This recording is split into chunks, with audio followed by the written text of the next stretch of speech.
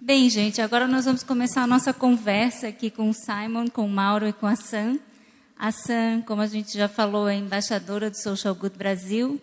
Ela é blogueira e mãe, como ela gosta sempre de se colocar, do blog A Vida Quer. E ela está esperando seu terceiro bebê, né, Sam? Está aqui conosco, vindo a Florianópolis, mais um bebê a caminho. A Sam está aí nos ajudando nas redes sociais, ouvindo aí o que todo mundo está colocando e perguntando, e eu vou então passar a primeira palavra para ela e depois a gente passa aqui para as perguntas feitas pela plateia. Sam, nos conte o que as mídias sociais estão falando sobre o Social Good. Boa noite, gente. Uma enorme alegria chegar aqui hoje e olhar esse teatro tão cheio. Eu tinha visto fotos do teatro há 1 mês e meio, né, Fernanda, quando ele ficou pronto, e eu fiquei imaginando, será que a gente vai encher? Como é que vai ser quando as pessoas estiverem lá? Vai ficar muito longe? Eu gosto muito dos eventos que a Telefônica Vivo faz lá em São Paulo, que assim, são bem fechados, acaba tendo as pessoas no centro, né? E a gente fica em volta como uma coisa meio grega, assim, uma coisa de participação. Mas quando eu cheguei aqui, eu fiquei encantada. Eu queria agradecer a presença de todos e cada um. Que eu estou acompanhando as redes sociais, eu sei que vários de vocês estão, pelo menos, tentando twittar e subir fotos no Instagram. A gente teve um pouco de instabilidade na internet, mas vai ficar tudo ok para amanhã, eu já fui verificar. E eu queria comentar, Fernanda, em primeiro lugar, é que a grande tônica de hoje é que está tudo ótimo, funcionando muito bem, as pessoas estão muito surpresas com o funcionamento do seminário. Acho que é legal a gente falar, porque normalmente a gente fica na expectativa de que tem um monte de reclamações, a gente teve algumas pequenas coisas para responder, mas respondeu rápido e acabou até tendo esse retorno, esse elogio de que está tudo funcionando, né? E se a gente partir da frase do Simon, que foi a frase agora que causou maior impacto, é que, vou até ler aqui, que a evolução da revolução é a contribuição. Estou fazendo uma tradução livre aí do que ele disse. Mas o fato é que, se é essa é a evolução, acho que a gente conseguiu, porque quando a gente conversa em mídia social, mesmo que a gente esteja aqui, a gente não vai falar alto, a gente se tuita, a gente está já contribuindo para construir um conteúdo diferente, interessante. O que eu percebi mais foi as pessoas ficaram muito surpresas de verem outras pessoas falando das instituições. Né? Quando vocês tiveram o primeiro painel aqui, e tinham pessoas falando, né? Assim, não é a Telefônica, não é a IBM, são pessoas, elas falam, eu sou geração Y, eu não sou geração Y, mas elas são pessoas nessa hora. Você não está mais se colocando como empresa. E essa foi uma tônica que a gente percebeu no começo, assim, uma grande surpresa de chegar aqui e finalmente ver pessoas, porque a gente passou meses falando no Social Good, que eram pessoas que usavam as tecnologias de conectividade. Daí chegou aqui, repentinamente, eram pessoas de verdade. Né? Não eram mais as marcas, o @FT tal coisa, não é. É uma pessoa que está falando e que fez diferença no seu ambiente. Eu acho que isso anima muito as pessoas. Então, o que eu percebi foram outras pessoas já favoritando muitos tweets da gente para guardar e pensar, eu vou fazer isso no meu espaço, no meu ambiente profissional. A gente tem uma pergunta, então eu vou fazer a nossa pergunta primeiro, pode ser? E daí depois a gente termina? A nossa pergunta é do @Escárnio. Se alguém vai abordar a influência das redes sociais na Primavera Árabe, desculpa, Escárnio, eu achei meio passado, mas assim, ele queria dizer se a gente podia fazer uma comparação de que a questão do Guarani Kaiowá, que aconteceu recentemente, podia ser a nossa Primavera Árabe. E eu, de fato, acho que esse é um assunto para o dia de amanhã. Estou errada? Tá? Eu já inicialmente diria para essa pessoa, que ela foi bastante retuitada, que a gente responderia amanhã. Amanhã é o nosso grande dia de ativismo social. Né? Aí a gente teve uma experiência bem diferente hoje. Nós criamos uma cobertura colaborativa paralela, com fotos de Instagram. Eu vou fazer uma pergunta, eu queria pedir que vocês levantassem a mão, que eu enxergo mais ou menos. Quem subiu foto no Instagram hoje daqui?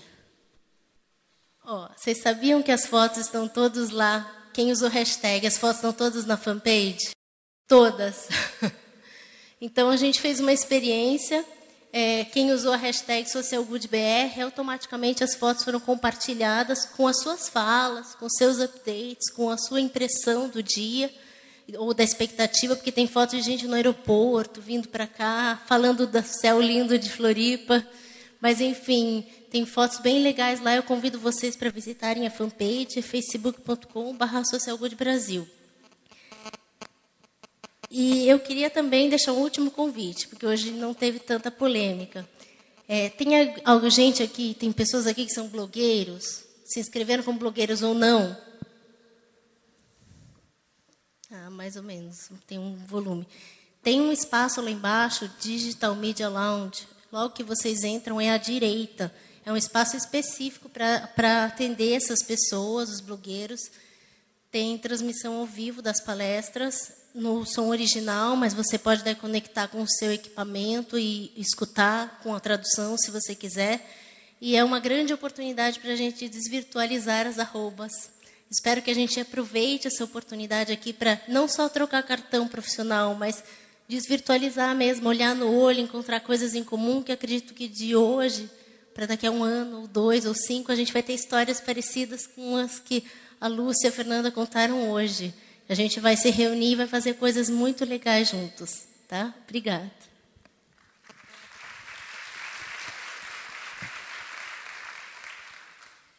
Eu tenho algumas perguntas aqui dos nossos participantes para o Mauro Segura. Eu vou fazer 3, pode ser, Mauro? Pode, né? manda.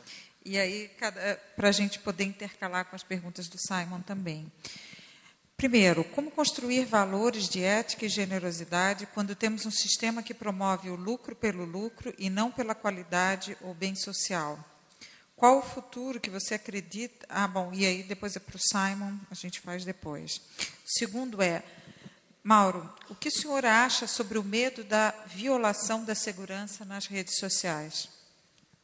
E a terceira como proporcionar à população em geral uma mudança de cultura para melhor aproveitarem as redes sociais, pensando no bem social? Bem, vocês estão me ouvindo bem? Sim. Eu já esqueci da primeira pergunta. Qual foi a primeira? Perdão? Não, eu volto aqui. Como construir valores de ética e generosidade quando temos um sistema que visa o lucro pelo lucro? O que acontece hoje, e está muito conectado com o que o Simon falou, né, as empresas elas têm que externalizar qual é o propósito dela, né? Para que ela existe? Na verdade, aquele conceito de que a empresa ela só existe visando o lucro, isso é uma visão que não faz sentido, porque, na verdade, as empresas têm um papel na sociedade de alguma forma. Então, externalizar, ter a clareza desse posicionamento e compartilhar isso com os funcionários é o caminho. Então, é muito interessante, eu que trabalho comunicação nas empresas, né, trabalho comunicação na IBM e converso com colegas meus que também comandam comunicação nas outras empresas, a grande dificuldade que a gente tem em envolver os funcionários dentro de um objetivo empresarial é fazer o funcionário entender como ele contribui para os objetivos da empresa, como ele, trabalhando naquele pequeno pedaço dele, contribui para o todo. Então, quer dizer, envolvê-lo, deixar claro, compartilhar essa visão, né, para mim, é o caminho. O resto, ela acontece naturalmente. A segunda pergunta foi em relação à privacidade, né? Privacidade eu não vejo um problema de privacidade conectado com redes sociais. Privacidade é um problema que independe de redes sociais. E privacidade não é algo que se obtém através de privação, controle, é através de educação, capacitação, né? A IBM é uma empresa, no caso nosso lá como experiência própria, nós somos uma empresa de tecnologia em que o bem mais valioso que a gente tem na empresa é a informação, né? A gente tem programas de capacitação interna instruindo o que é informação privilegiada, o que é informação confidencial, isso já há muitos anos. Então, cada funcionário ele passa por um treinamento anual e ele tem consciência absoluta daquilo que ele pode compartilhar numa reunião, compartilhar no telefone, compartilhar no e-mail, né? Então, na hora que essa questão de privacidade, na questão de tratamento de informação, ela é adequadamente comunicada e compartilhada com os funcionários, ele vai saber se comportar nas mídias sociais de maneira adequada, porque ele já se comporta nos outros meios. E é interessante quando se fala em mídias sociais, porque mídias sociais em si não vai mudar o comportamento do funcionário, ele apenas vai espelhar nas mídias sociais o comportamento que ele já tem no dia a dia. Então, as mídias sociais em si, elas são mais um caminho apenas. Okay? Obrigada. Bem, eu tenho aqui algumas perguntas para o Simon. Como nós temos meia hora para esse painel e temos muitas perguntas, a gente vai tentar fazer o máximo possível para cobri-las, mas se não for possível, depois a gente vê uma forma de se conectar e os palestrantes responderem. A pergunta é do Marcelo Mudera e ela vem para o Simon. Aumenta-se muito o acesso à internet e às novas plataformas de comunicação social em rede no Brasil, mas percebe-se que muitos do que acessam têm pouca ou nenhuma educação para utilizá-las. Esse tipo de ferramenta. Você acredita que essa formação crítica deveria ser conteúdo escolar? Como as empresas poderiam contribuir nesse processo? Se eu compreendi bem, a pergunta é como que as empresas podem contribuir para educar as pessoas com essas plataformas que são importantes? Eu acho que cada país tem os papéis específicos na tecnologia. Alguns países têm smartphones nas mãos dos seus cidadãos, outros países não têm. A maneira como os cidadãos interagem com essas tecnologias variam de acordo com as tecnologias que eles têm acesso. Essa questão posta de lado, eu acho que as empresas podem convencer as pessoas que essas tecnologias são valorosas como uma extensão dos propósitos da própria companhia. Eles podem mostrar o bem que estão fazendo às suas vidas. Então, a IBM, por exemplo, vocês podem demonstrar que usando um aplicativo que a IBM proporciona, fornece para fazer as suas vidas melhores e mais inteligente, é consistente com o seu lema de tornar o planeta mais inteligente. A Coca-Cola se dá um momento de felicidade, também é consistente com o lema de felicidade deles, o Starbucks, quando cria uma comunicação e envia tweets e assim por diante, que permite que as pessoas ter uma taça de café de graça quando elas votam. Então as pessoas muito rapidamente vão ver que há um valor. E eu acho que isso começa com o propósito da marca, e esse propósito está a serviço da sociedade, da comunidade, ao seu bem-estar, e as pessoas vão ver então aí valor. E se o propósito for simplesmente falar de si próprios, isso aí não vai funcionar. Mas também depende de quais as tecnologias as pessoas têm em sua disponibilidade. A outra pergunta, vou fazer 3, né? Você aqui para o Simon, é isso? Tá. A outra pergunta é: o impacto social é diretamente proporcional ao sucesso da empresa? A pessoa está afirmando isso.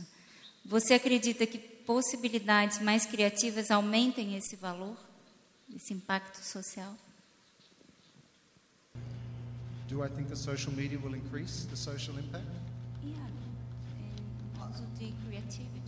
And the creativity, I think absolutely. Sim, definitivamente um dos maiores desafios para as marcas hoje em dia é ceder o controle de suas marcas.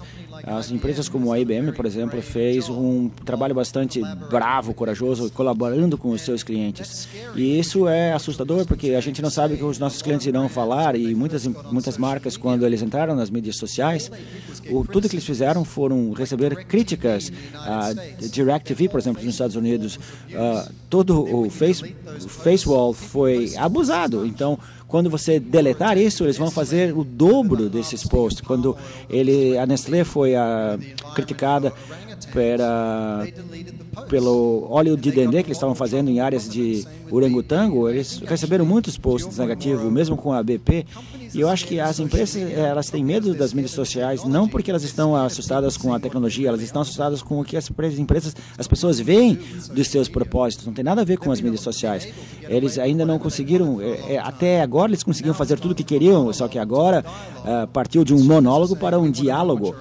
Então, agora as pessoas estão vendo e falando sobre o que elas estão fazendo, e eles estão descobrindo o que elas estão escondendo. Então, no senso negativo, eu acho que vai haver uma exposição do sentimento corporativo, mas a gente também, por outro lado, vai ver muita colaboração. A McDonald's fez um crowdsourcing na Europa, na Alemanha. Imagine, há 5 anos. Imagine o McDonald's dizendo que você pode criar um hambúrguer. E eles fizeram um crowdsourcing para criar um hambúrguer, chamado Meisterburger. Ou a Levi's fez um crowdsourcing para encontrar a cara da pessoa, do homem e da mulher, dessa nova campanha. E por que eles fizeram isso? Porque seu público já investiram no resultado antes que eles lançassem a campanha. Mountain Dew fez uma crowdsourcing para achar o nome. E até é o lado positivo. E até além disso, em termos de inovação, quando você temos a HP, a plataforma de inovação social, a Dell ou outras empresas, a gente pode chegar na sua comunidade, alcançar a sua comunidade e perguntar se tem alguma boa ideia. E a propriedade intelectual coletiva é muito maior que você pode conseguir sozinho, especialmente quando as empresas estão sozinhas, isoladas nas suas bolhas. Há uma oportunidade positiva para engajar os seus clientes e novas oportunidades para achar novos caminhos inovadores através do crowdsourcing. Como você acredita que as empresas podem quebrar a imagem de demônios capitalistas e mostrarem os seus propósitos? Eu acho que é uma boa pergunta. Como nós mudamos a imagem do capitalismo, é muito difícil, porque eu acho que Wall Street continua a ter um comportamento de mesma maneira e dar o exemplo para outros que isso tem um efeito nos centros financeiros de outro lugar. Então, duas coisas. Aqueles que manteram o poder por muito tempo e aí também há os empresários, startups, como nós, que estão dizendo, não, a gente quer lutar contra isso, mas está uma mudança interessante nos últimos anos, como eu disse, da Primavera Árabe para o Occupy Wall Street, todas as outras coisas que estão acontecendo, que a gente nos dá conta que há poderes e números que a gente pode ver agora marcas fazendo uma volta quando há, por exemplo, um 30% ou quando há uma taxa que o Banco da América tentou fazer uma taxa para o uso do cartão de crédito, então eles tiveram que voltar atrás, mas as pessoas agora no controle, as pessoas com o poder estão perpetuando o mesmo comportamento, mas nós temos essas novas ferramentas para falar com as instituições políticas, para organizações por lucros, e a gente está começando a coordenar um número suficiente para ter um resultado, e aí podemos ver um balanço se equilibrando, especialmente quando vemos que os mais importantes marcas como a Nike, Coca-Cola, Pepsi, Dell, IBM, Starbucks, demonstrando os seus compromissos e os seus propósitos. Acho que outras empresas vão seguir. Então, o dia 1 ou dia 2 numa semana de mudança, mas a mudança já iniciou. Obrigada. Nós vamos dar agora 1 minuto para a mensagem final de todos os nossos palestrantes aqui.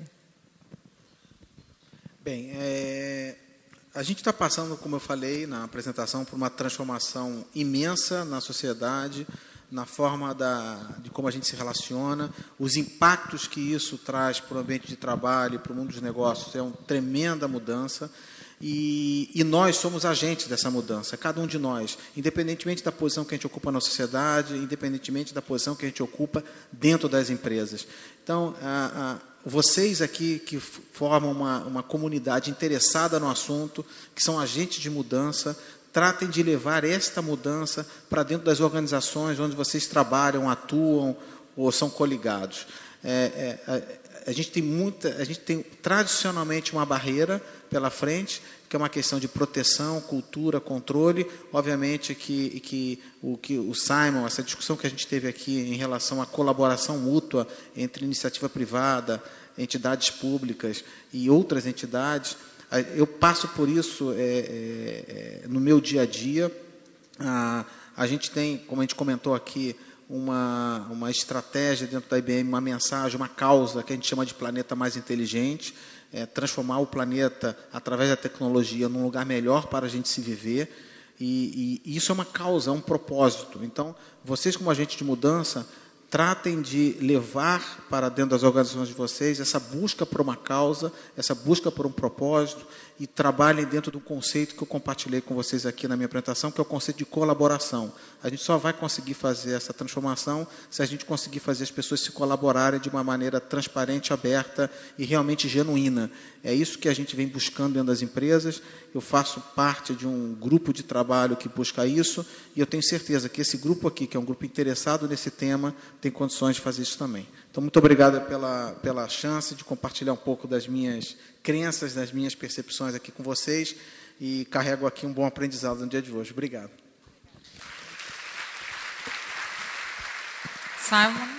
Simon?